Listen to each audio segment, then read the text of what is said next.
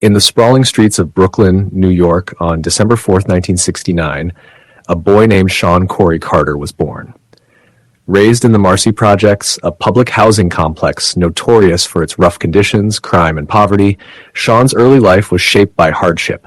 His father abandoned the family when Shawn was just 11 years old, leaving his mother, Gloria, to raise him and his 3 siblings on her own. Life in the projects wasn't easy. Violence, drugs, and gang activity were part of daily existence, and young Shawn found himself drawn into the chaos that surrounded him. Despite the challenges, there was one thing that set Shawn apart from the others: his love for music.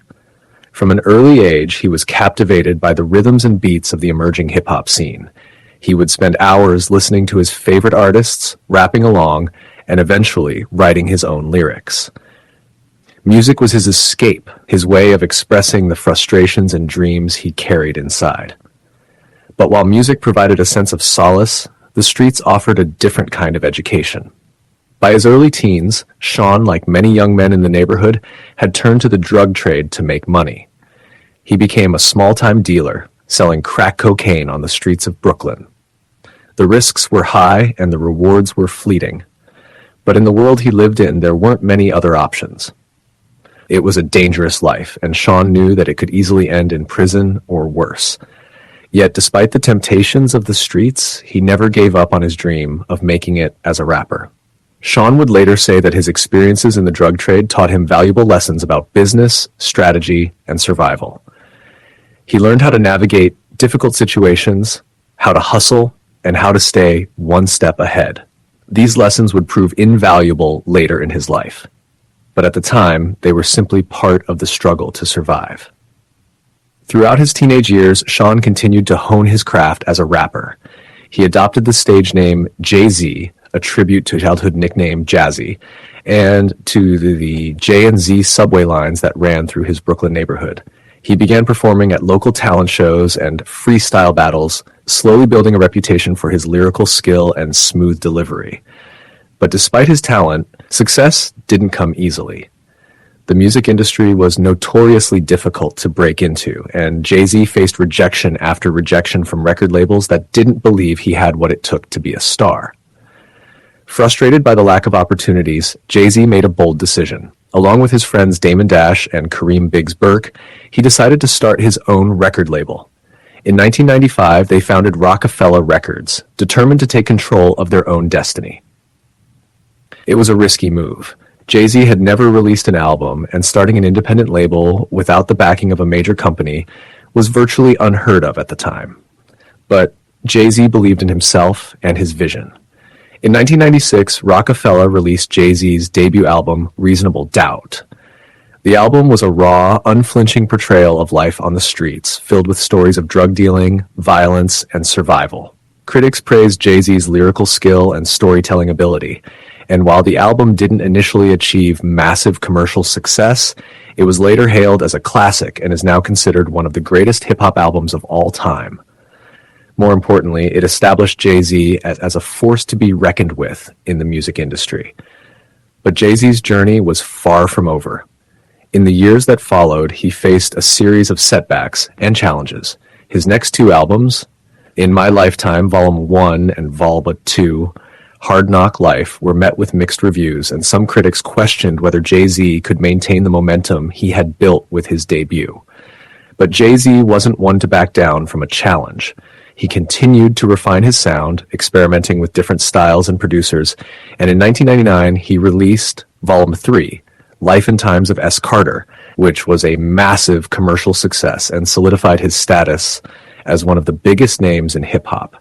By the early 2000s, Jay-Z had achieved a level of success that few could have imagined. He was selling millions of albums, performing sold-out shows around the world, and earning the respect of his peers in the industry. But even as his star continued to rise, Jay-Z remained focused on building something bigger than just a music career. He had always seen himself as more than just a rapper. He was a businessman, and he was determined to use his success to create opportunities for himself and others. In 2003, Jay-Z made a surprising announcement.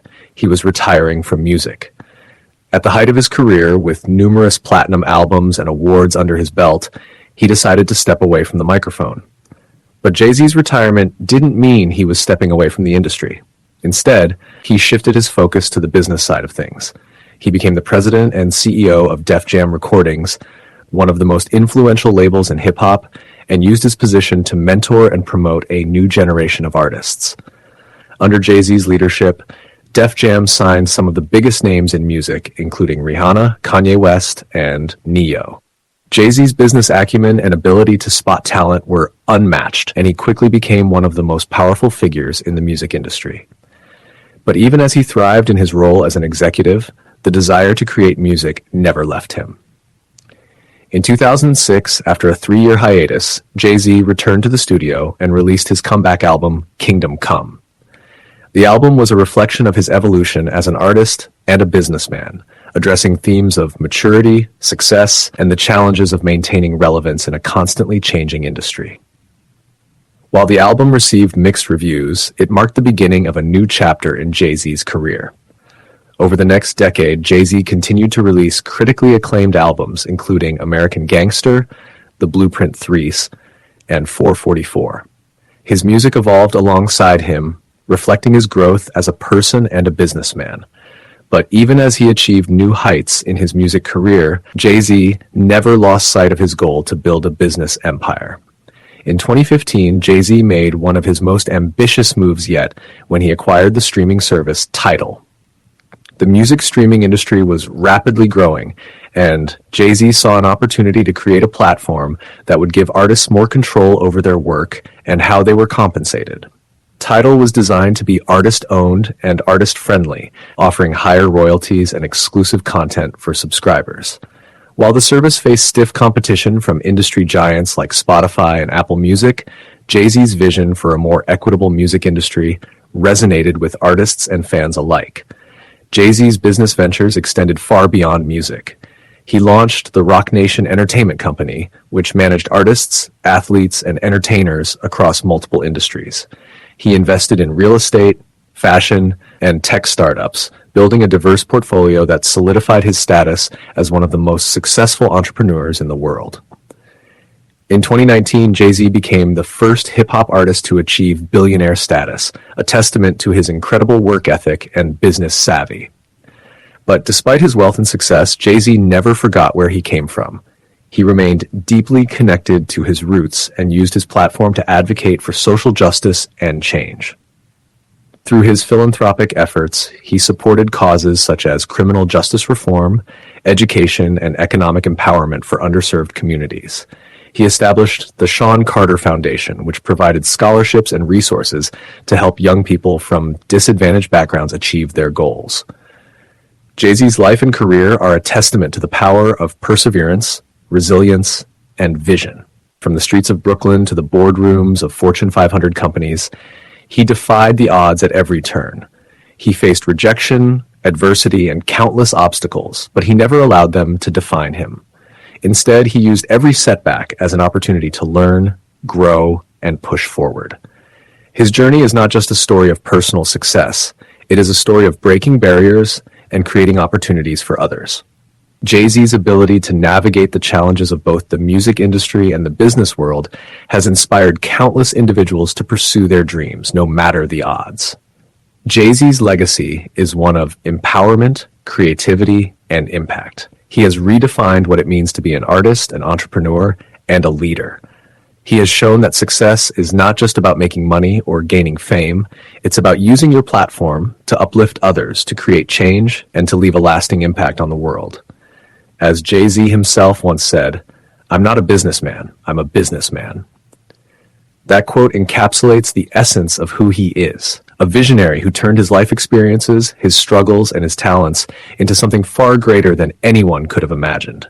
His journey from the Marcy Projects to global superstardom is a reminder that with hard work, determination, and a relentless pursuit of excellence, anything is possible.